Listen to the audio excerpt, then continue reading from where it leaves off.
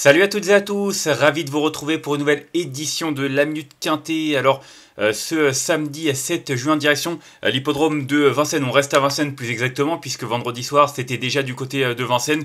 On a une belle réunion qui nous attend sur la cendrée parisienne avec en point d'orgue le Quintet Plus. Ce sera le prix Jean Le Gonidec, pardon, une épreuve semi-classique.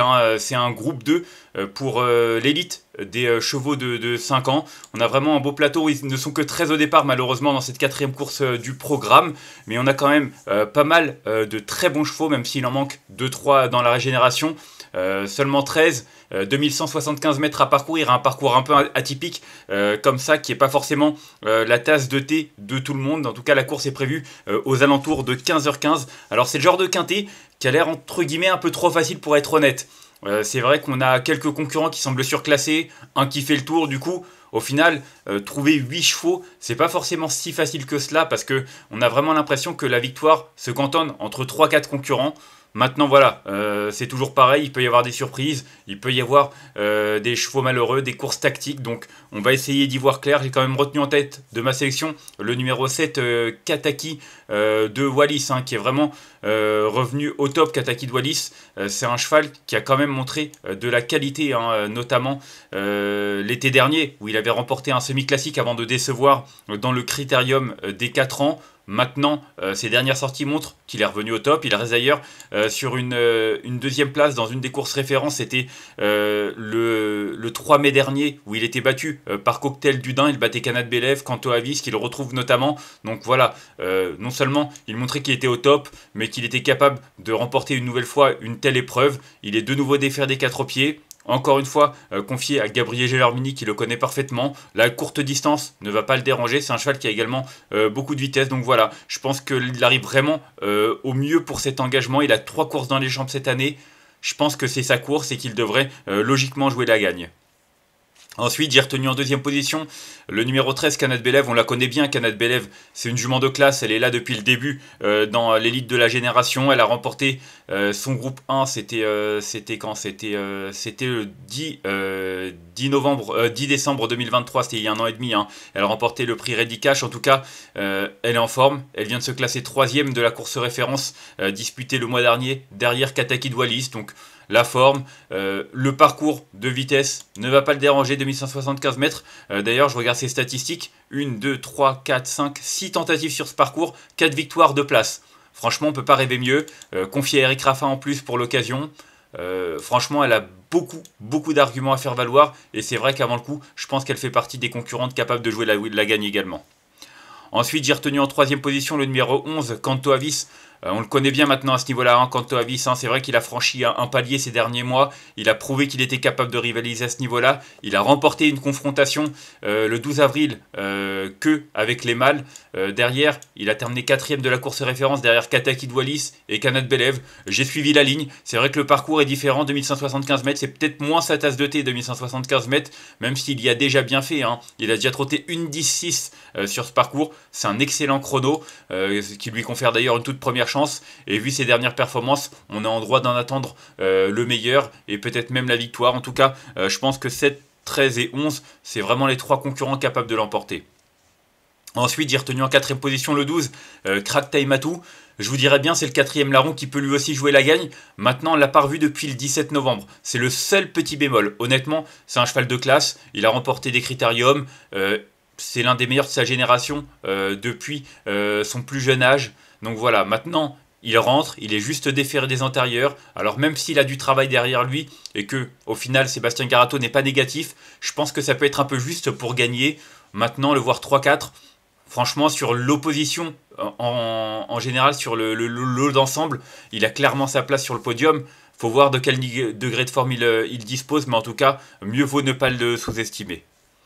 Ensuite, j'ai retenu en 5e position le numéro 4, Kobayashi. Alors Kobayashi, c'est un cheval qui manque de régularité. Maintenant, son avant-dernière sortie où il avait terminé 2e de Canto Avis en battant notamment Kataki de Wallis, franchement, c'est quand même une sacrée performance. Dernièrement, dans la course clé, il n'a pu faire mieux que 8e.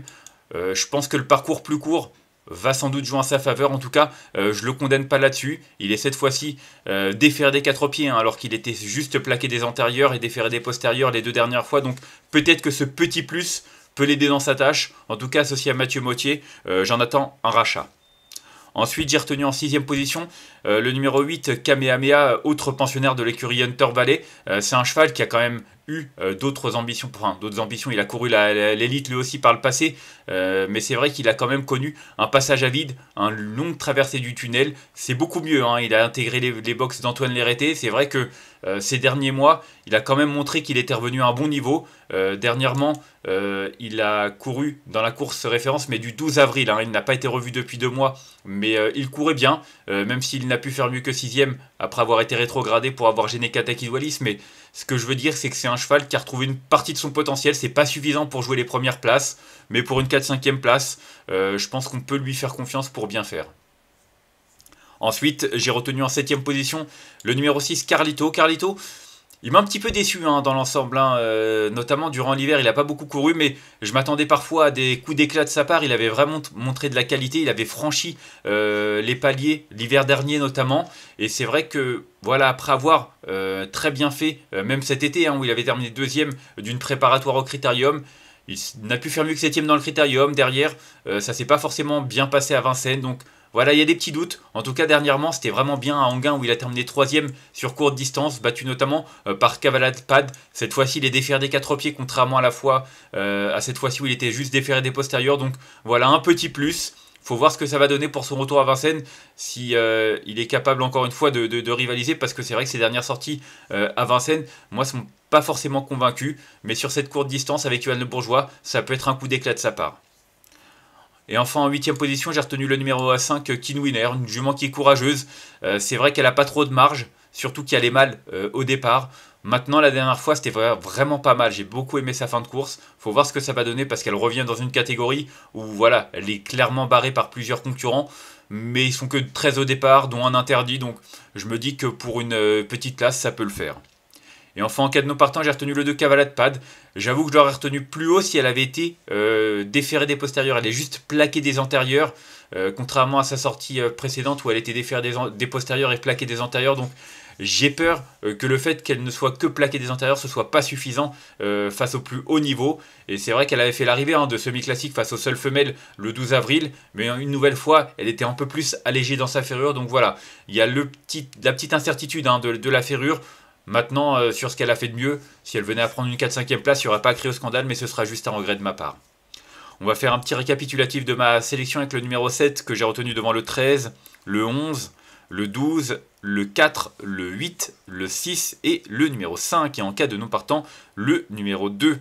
En conseil de jeu, pour moi, je vous l'ai dit, hein, il y a 3 concurrents qui se détachent pour la victoire, 7, 13 et 11.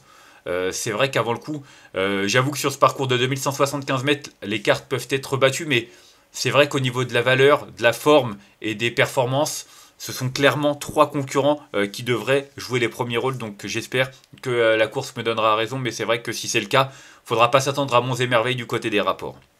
On va se quitter là-dessus, mais en tout cas je vous remercie de m'avoir suivi pour cette nouvelle édition de la Minute Quintée. Si vous avez aimé cette vidéo, n'hésitez pas à la liker, à la partager ou encore à vous abonner à notre chaîne YouTube en cochant la petite cloche pour être au courant des prochaines vidéos. Nous on se retrouvera dimanche.